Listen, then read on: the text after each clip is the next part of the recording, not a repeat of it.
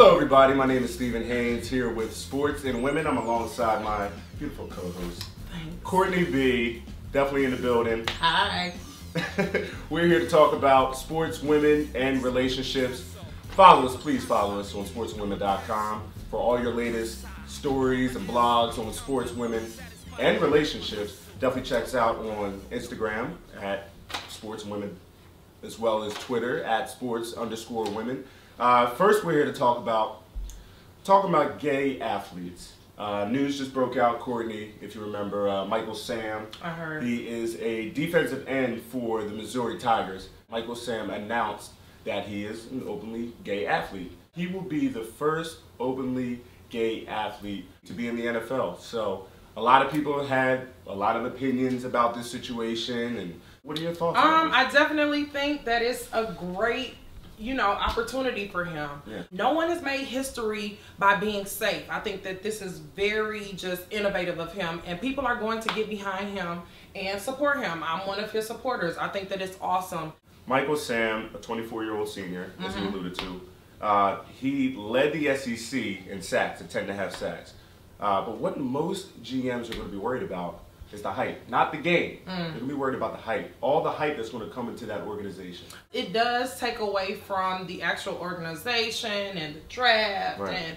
And but I think that a team that'll stand behind him, there'll be a bigger message in that. I think that people will get behind that team a lot more. He does have a lot of supporters. I don't know if you remember Jason Collins, also a former NBA player. He's actually a free agent right now. Right. He announced that he was gay. And he's pretty much been looking for a team. You know, since he made that announcement, teams have shied away from that added attention. You know, that extra attention taken away from the player that he is. But I think that Jason Collins was a lot older. 34 years old. Exactly. He had been in the league a little bit longer. He had kind of already solidified his position within the NBA. We have Michael Sam. He hasn't necessarily done that as far as the NFL is concerned. So he's going in saying, this is who I am. He's making his statement. Is America ready to accept gay athletes, both men and women? I think we are. Yeah, so again, follow us on Twitter at sports_women and follow us on Instagram. Let's get the discussion going. This week on Mary Jane did this big speech for the side chick where she stated that being number 2 has its perks. You know, you don't get all of the you get all the glory, but you don't necessarily have the pressure of actually being the number 1 chick. And I think that it gave a lot of women hope as far as being that side chick. Like, so you say the side chick has it easy? The side chick is kind of has it easy. Oh my I think the side chick kind of has it easy. I think that the side chick also feels like she kind of is entitled to certain things. There's this entitlement. There's this new position that women really actually are okay with being number 2. Couples therapy. We had Ghostface Killer with Latrice and Kelsey. We have all these women, and there's the main chick and the side chick. But is there really an identity crisis when you think about it, or is it that the man simply doesn't know what he wants? It's not even about the guy. Right. It's about... It becomes my property. Yes, it's territorial. You're right. You know, it's about it is about winning. Ladies, let's start making choices for ourselves. Start walking away from these men that do not treat us the way that we deserve to be treated. George Zimmerman, he's not fighting DMX. Earlier in the week, DMX actually challenged the fight. I wanted to see that fight. Well, DMX wanted to donate that money. You know, I mean, it wasn't even about donating. I didn't care anything about him donating money. I wanted to see him beat the pulp out of that man, honestly. And I think it's an anger issue too. And it goes back into the racial tensions that case brought up in America. There were high tensions.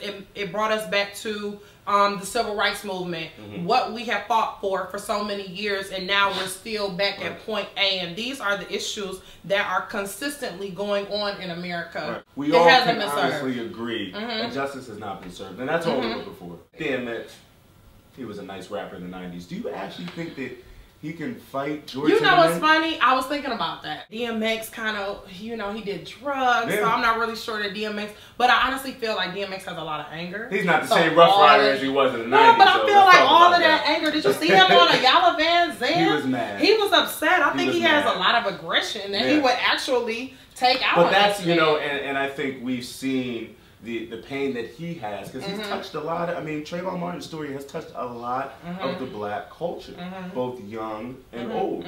And I think for somebody like him to step up, I mean, as ridiculous as a lot of people might think it sounds, a celebrity matchup between DMX and George Zimmerman, I think a lot of people, in a sense, root for our other races. Like, do we root for each other? Do black people root for black people? Do white people root for white people? You had to pull a gun out on a 16-year-old boy, but you're telling me that you're willing to go up against a grown another man. Yeah. So the thing is, that was murder. You know what I mean? That was blatant murder.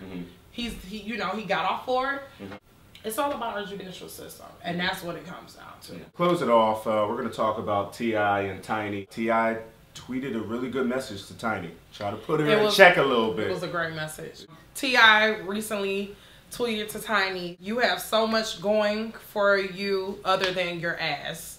Although it is magnificent, I think you should spend just as much time showcasing other things as you do your booty. Awesome pic, love." If you see a woman on Instagram, you see these tweets, you see these pictures, a guy's going to think one way, and only in one direction. So kudos to T.I., kudos for saying that. And I know a lot of guys don't necessarily like that, but I think it's just a good message, and I think that in our relationships, we need to work on that. We need to work on the things that we post on Instagram and, you know, empower Twitter your and women, all the man. social media. Empower your women, man. Definitely. You know, empower. We don't want you, just like you don't want a man looking at your woman the wrong way. Right. It's the same thing. That's somebody's sister, somebody's mother. It's a respect thing, too. It's a respect thing. We have to learn how to respect ourselves and each other. So I hope everybody's working on all of these topics and that we've touched bases with you guys on sports and women. Again, check out our blog. Check it out. Sports and just the letter N, sportsandwomen.com. Check us out on Twitter, sports_women. It's getting a little tricky. But also check us out on Instagram at Sports and Women.